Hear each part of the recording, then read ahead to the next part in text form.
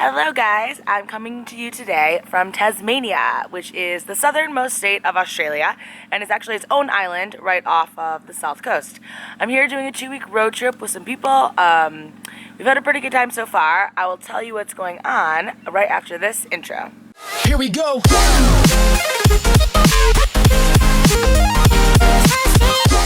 So like I was saying, I'm here, we're on a 2-week road trip, and basically we've done about half so far. We've driven from the top half all the way around the east coast, and we're right now in the southern part. So let me show you what we've been doing for the last week.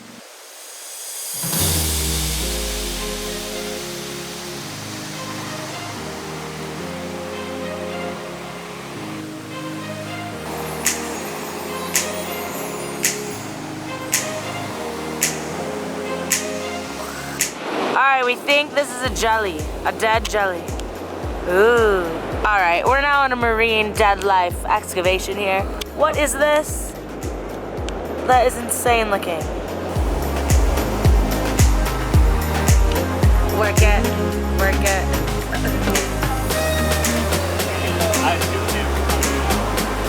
So our first night camping, and it also absolutely poured down rain. As you can see, the boys' tent was in that puddle over there.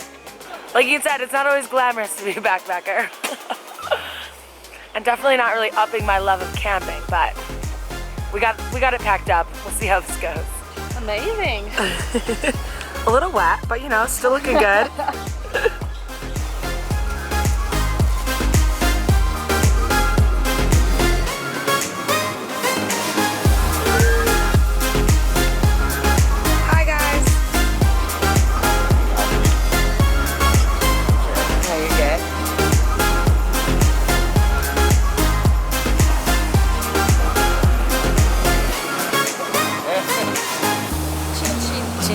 Salud.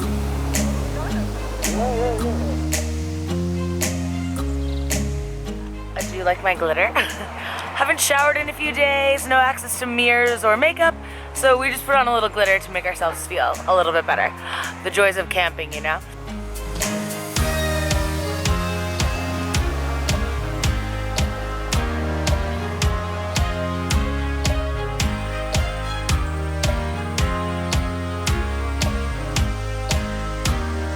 Hello guys, and welcome today to a prison.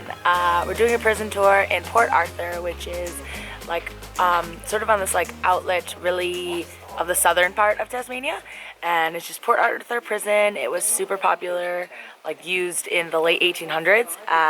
Sort of in its heyday, it housed thousands of people, from prisoners to military guards. It was under British rule, and it was one of the first of their sort of modern prisons, where the prison wasn't just a hellhole. It was really like the modern day ideas of reformation and really like rehabilitating prisoners to get them back into society. So just like, it wasn't just anyone who was sent here, it was only for pretty hardened criminals or like really repeat offenders. This was sort of like the last resort place because it is in absolutely the middle of nowhere, very hard to escape. If you did escape, I don't know where you would go. It's really like remote out here, and I can't even imagine it in the 1800s. Decently well preserved. And then in a few minutes, we're going to go on a little tour on a boat, and it's taking us over to kind of see from afar. This is one of the first juvenile detention centers they had in England. So they sent people, boys, between the ages of like 14, sometimes a little younger, but mostly 14 to 17 here. Kept them here for about 3 years where they learned a trade, and then when they were let out, they were skilled tradesmen, and then hopefully just kind of like reintegrated back into society.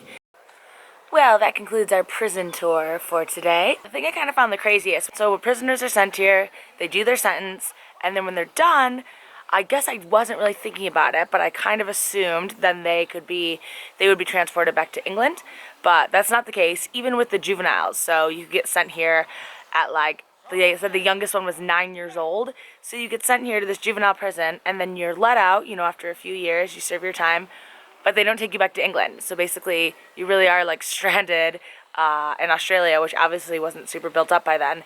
So to me, that is kind of the craziest part. Like these young kids, the ones who were in juvie, yeah, they're never going to see their families again. You can obviously pay for your own way back, but I assume that was out of the reach of most people. So yeah, you just like kind of joined Australian society, and that's what a lot of the early population would have been built on, which it's interesting. That is to me like the craziest part. So now this is kind of on what's called the Tasman Peninsula, so we're going to head back out of the prison and then just kind of see some other beautiful sights along this little peninsula today.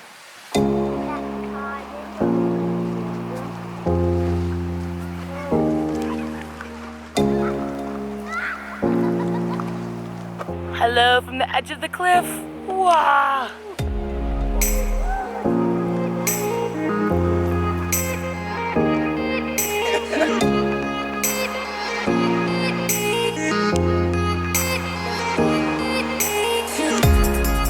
And that brings us to where we are now. We just did the most southern peninsula, and now we're going to start making our way over to the west coast. Basically, we've kind of went through the bigger towns of Tassie, even though their towns still aren't super big. We're about to go through the capital today, Hobart. I'll show you guys around a little bit. And that's sort of the biggest place, and then off into the west coast where it's very remote, very rugged, and we're camping, which isn't really normally my thing, but if there's any place to push yourself and camp, it is Tasmania.